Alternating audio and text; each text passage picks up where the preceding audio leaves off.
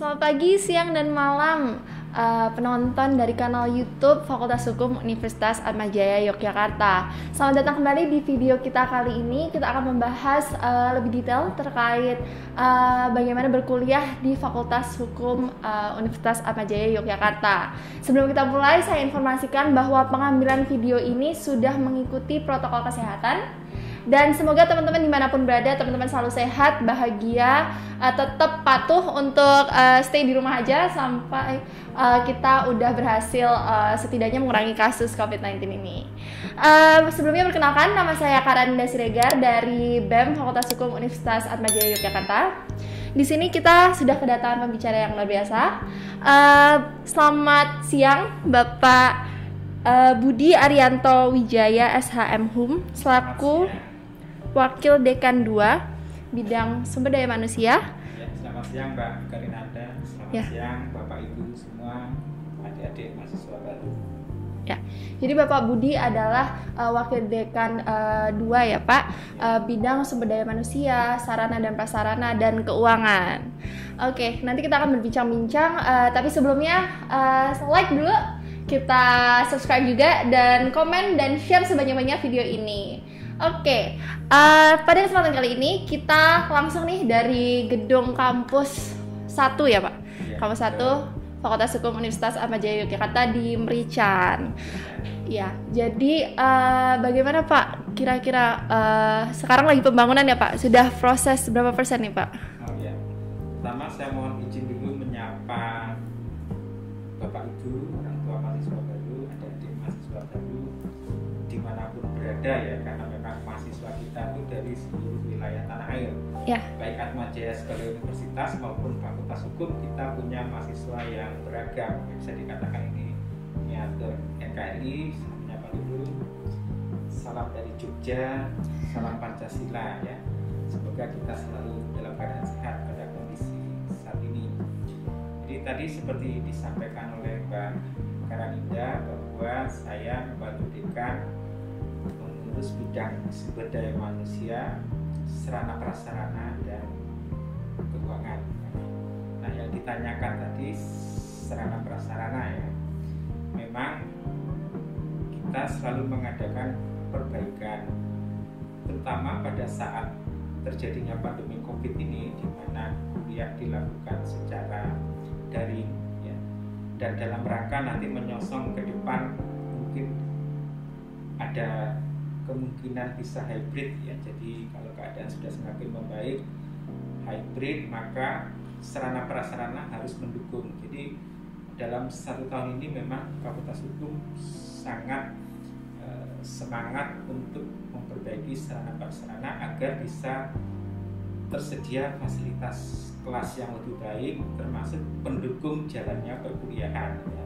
Nanti harapannya perkuliahan juga kalau hybrid itu ya bisa berjalan seperti Mbak Karanida membawakan acara pada kesempatan ini. Semua ruang kelas sudah dipercantik, semua ruang kelas sudah disediakan alat yang teknologi yang memungkinkan hybrid ya, jadi terpasang web kamera semua, kemudian ada juga kamera-kamera yang interaktif gitu ya, dimana kalau dosennya ngomong kameranya mengikuti sendiri kemana arah dosen, kalau ada mahasiswa bertanya mengikuti dengan smartboard dan lain sebagainya, yaitu dalam rangka memberikan pelayanan yang terbaik bagi mahasiswa di tengah situasi pandemi saat ini. Oke, jadi tadi saking semangatnya malah saya lupa memberi waktu untuk perkenalan ya Pak. Oke, jadi semangat banget nih, Nida juga baru ini setelah sekian lama ke kampus lagi udah lihat ada lift baru di sebelah sana. Kemudian juga ada beberapa perbaikan ya Pak. Dan juga tadi seperti Bapak Budi bilang ada media-media pembelajaran untuk mendukung kuliah online kita, begitu ya Pak? Ya. Jadi sudah banyak perubahan yang fakultas lakukan untuk menyambut ketika nanti sudah hybrid atau sudah full offline, dan juga untuk mempersiapkan selama kita masih daring, untuk mempersiapkan fasilitasnya oke juga ya Pak, dari dosen dan juga fasilitas seperti kamera contohnya. Nah, untuk sumber daya manusianya sendiri Pak, mungkin dari tenaga pengajar dan juga mungkin dari staf TU begitu, bagaimana persiapannya Pak? kita di Atmajaya dan juga Fakultas Hukum kan punya tanggung jawab yang besar ya bagi masyarakat. Universitas Atmajaya akreditasi universitas institusinya A ya. Kemudian Fakultas Hukum Prodi S1 akreditasinya A, itu juga Prodi S2 ya. Kemudian kita sudah tersertifikasi ISO, kita punya jurnal juga sudah tersertifikasi ya. Jadi kan itu merupakan kepercayaan dan juga tanggung jawab ya. Kita harus bisa mempertanggungjawabkan itu kepada masyarakat, termasuk kepada adik-adik mahasiswa yang datang studi ke sini. Ini kok tulisannya A semua, tapi kok seperti ini aja gitu ya. Jadi kita tentu terus mengembangkan diri. Nah, khususnya di bidang sumber daya manusia ya, pengembangan SDM agar bisa selalu berkembang mengikuti perkembangan yang sangat cepat ya. Ini kan adik-adik mahasiswa termasuk Mbak Karaninda sudah bukan generasi Y lagi, tapi generasi Z ya. Pak. Generasi yang dari awal itu sudah dengan teknologi multimedia sejak kecil ya, generasi Z. Kalau sebelumnya diramaikan generasi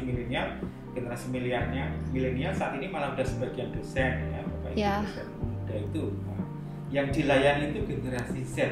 Bagaimana bisa baik pelayanannya ini, maka SDM-nya harus terus dikembangkan. Iya. Nah, kunci utama SDM tentu adalah yang pertama gelar akademik ya. Iya. Jadi kita dari 45 dosen itu sudah 20 yang doktor ya, sudah 20. Kemudian 3 sedang studi lanjut. Jadi kalau 3 ini lulus dokter, kita 23 dibanding 45 udah lebih dari 50%. Kita itu bergelar dokter, dan ini jadi yang studi lanjut juga ada di luar negeri, juga ada di Belanda, dan ini akan ada berangkat lagi di Belanda, di Jerman ya. Semoga ini lebih ditingkatkan lagi. Itu untuk gelar akademik ya. Akan semua dosen nanti diminta untuk studi lanjut. Begitu juga jabatan akademik ya, kita ada guru besar, dan saat ini juga ada proses guru besar. Selain ada juga kompetensi-kompetensi yang bersifat kemahiran agar lebih mendekatkan mahasiswa dengan realita ya. Ada yang punya kompetensi sebagai pengacara, kan? Ada yang mediator, ada yang kontrak drafting, ya, pengadaan barang dan jasa. Jadi itu semua untuk memperkaya dosen dalam rangka mewujudkan pelayanan yang terbaik kepada mahasiswa, karena itu semua juga agar mahasiswa mendapatkan yang terbaik. Ya. Jadi ilmu-ilmu yang didapat nanti bisa menjadi bekal kehidupan bagi mahasiswa setelah selesai studi di fakultas ini. Jadi kita mengembangkan SDM, begitu juga dengan tenaga-tenaga pendidikan ya, Bapak Ibu tata usaha, selalu juga diperkembangkan pelatihan-pelatihan bagaimana di bidang pengembangan IT ya. Kita juga ada yang khusus menangani IT, ada juga bagaimana customer care yang baik dalam konteks kekinian ya. Kalau dulu kan customer care itu orang datang ke meja resepsionis ya, tapi sekarang bagaimana pelayanan multimedia itu bisa lebih baik, responnya cepat, tanggap. Gitu ya. Kalau dikontak nggak jawabnya besoknya dan sebagainya. Jadi customer care dalam konteks teknologi multimedia itu juga ditingkatkan. Kemudian penguasaan bahasa Inggris, teman-teman tenaga pendidikan juga difasilitasi, karena kita juga ada kelas berbahasa Inggris ya, dalam rangka nanti menuju ada kelas internasional, kita juga menuju akreditasi internasional. Jadi SDM-nya semua harus dikembangkan. Yep. Jadi memang sudah menjadi tekad Fakultas Hukum Universitas Atmajaya Yogyakarta untuk memberi yang terbaik ya Pak. Iya betul. Ya. Nah, untuk memberi yang terbaik ini mungkin ada teman-teman calon mahasiswa baru atau orang tua calon mahasiswa baru yang waduh kayaknya fasilitas oke, dosennya oke, kemudian struktur organisasi oke. Itu nanti SPP-nya mungkin mahal banget begitu. Ada yang bertanya-tanya kayaknya kampusnya mahal banget nih, kampus swasta gitu. Mungkin itu bisa diinformasikan juga Pak. Iya. Seperti Mbak Karaninda aja lupa ya SPP-nya karena adanya beasiswa. Beasiswa. Ya. Juga nanti yang perlu ditonjolkan, terutama nanti Bapak Wakil Dekan 3 Iya. menyampaikan banyaknya beasiswa di sini. Nah, selain tadi ya pengembangan SDM, sarana prasarana juga memfasilitasi kegiatan mahasiswa yang Iya. luar biasa banyaknya ya. Walaupun dalam situasi pandemi ini mahasiswa tetap kreatif berkegiatan ya dengan segala keterbatasan. Kalau tidak pandemi aja kampus ini hampir tidak pernah sepi ya kan. Sore hari itu semua ruang kelas habis dipinjam mahasiswa. Untuk kegiatan-kegiatan yang bersifat akademik ya. Untuk kegiatan bersifat keolahragaan, Iya. lalu kampus ini Ramai. meriah aktivitas mahasiswa. Nah, kita sarana prasarana juga lengkap kan, ada ruang sidang, ya, fasilitas olahraga. Tadi Mbak Karinda juga menyampaikan ada lift ya, sedang Iya. dibangun. Sebenarnya kalau hitungannya bangunan gedung lantai 3, kampus kita di kampus pertama ya lantai 3, beda kalau kampus di Babarsari lantai 5 ya. Lantai 3 itu tidak ada wajib lift ya. Tapi Iya. karena kita perhatian kepada saudara-saudara kita yang disabilitas ya, itu harus menjadi konsen kita. Maka gedung walaupun mungkin hanya 2 lantai sebaiknya ada lift ya, karena keberpihakan kita. Kamar mandi juga ada yang bisa untuk diakses saudara kita yang disabilitas atau siapapun yang mengalami halangan ya. Kadang dulu ada mahasiswa yang halangan jadi mengakses lantai 2 itu tidak mudah. Nah, semua itu tentu membutuhkan biaya ya. Ditanyakan oleh Pak Karinda, biayanya mahal apa tidak, ini memang relatif dengan fasilitas yang diberikan.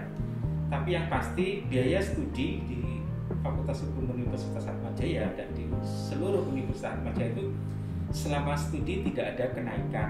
Jadi tidak akan ada kenaikan semester 1 berapa, nanti semester 2 berapa, semester 3 sampai lulus itu tidak ada kenaikan. Selama lulusnya tidak lebih dari 5 tahun. Kan kalau alur studi itu kita hanya 8 semester ya, 4 tahun.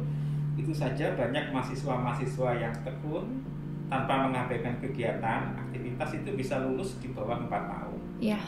Di bawah 4 tahun. Nah, kalau lebih dari 5 tahun memang nanti akan ada penalti, biaya studinya mengikuti tahun yang bersangkutan.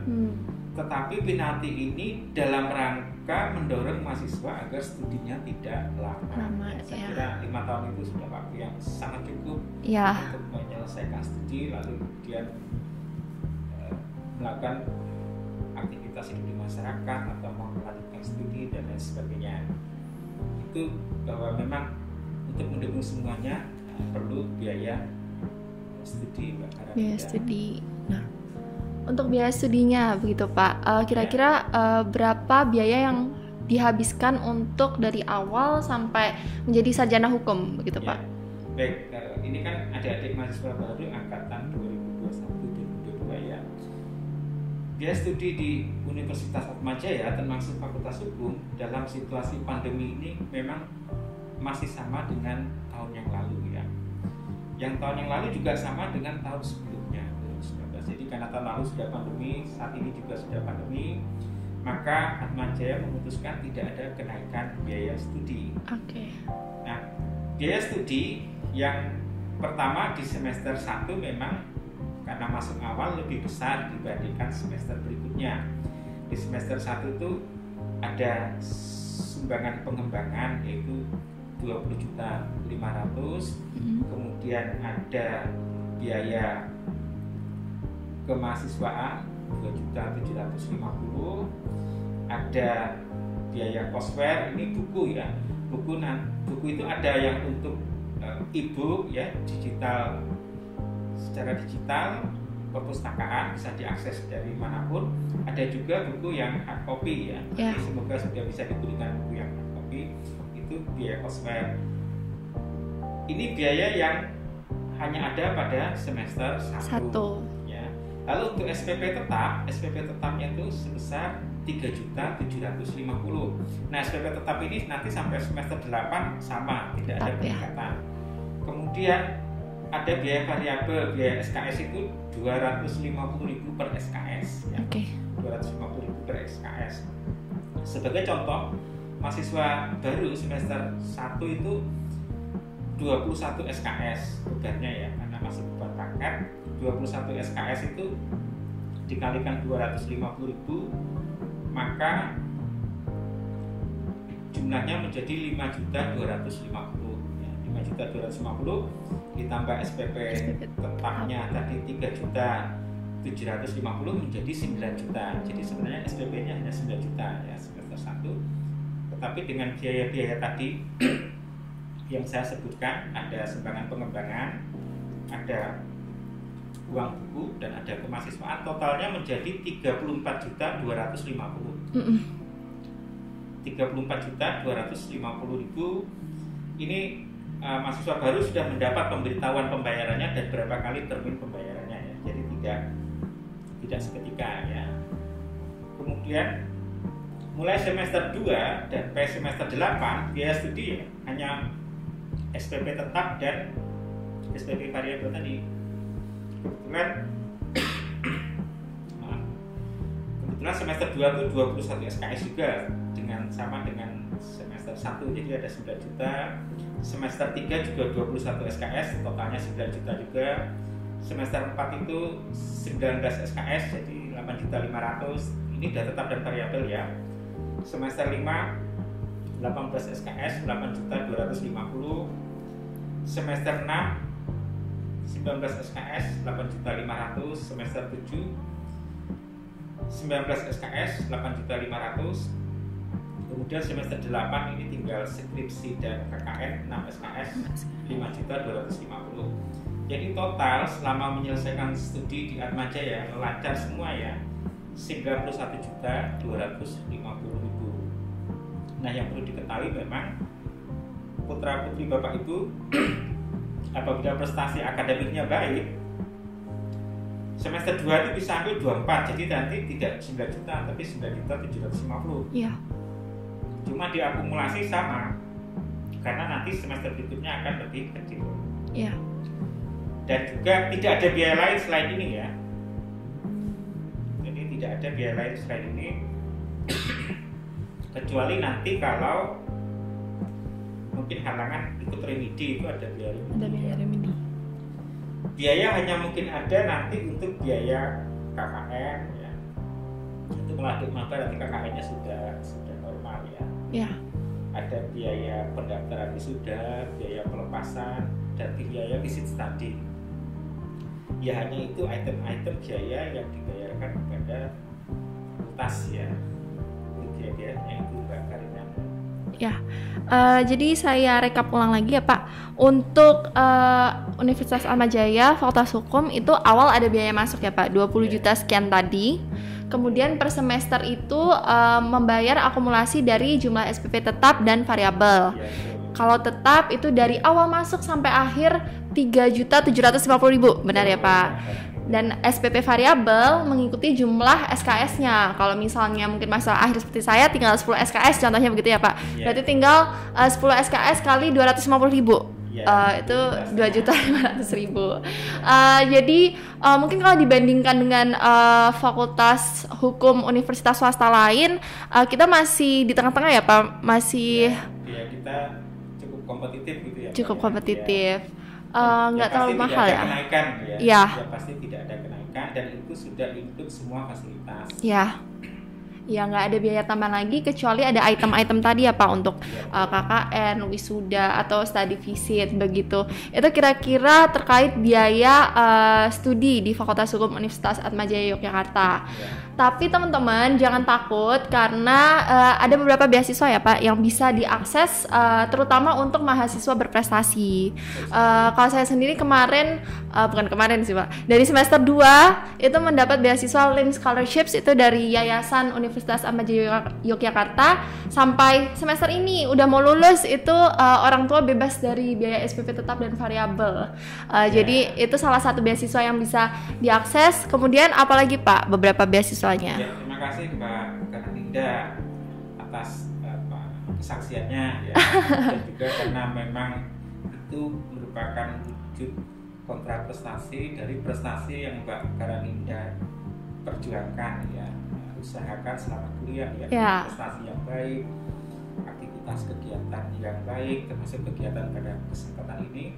Beasiswa banyak sekali ya, dari awal masuk ya ada beasiswa bidik misi, ada beasiswa PSSB, dan setiap semester itu aktif aja mencari info. Nanti Bapak Wakil di K3 yang akan menjelaskan secara detail, tetapi bahwa biaya studi ini sangat terbantu dengan adanya beasiswa. Dan juga kalau ada mungkin Bapak Ibu yang kesulitan atau mahasiswanya sendiri menyampaikan di tengah studi ada kesulitan dan biaya, yang jelas berkomunikasi saja nanti kan dengan dekanat, khususnya Bapak Wakil Dekan 3, pasti akan ada solusi ya, karena beasiswa yang tersedia itu banyak sekali. Pernah terjadi kok di Fakultas Hukum ini jumlah beasiswanya lebih banyak dibandingkan yang mendaftar.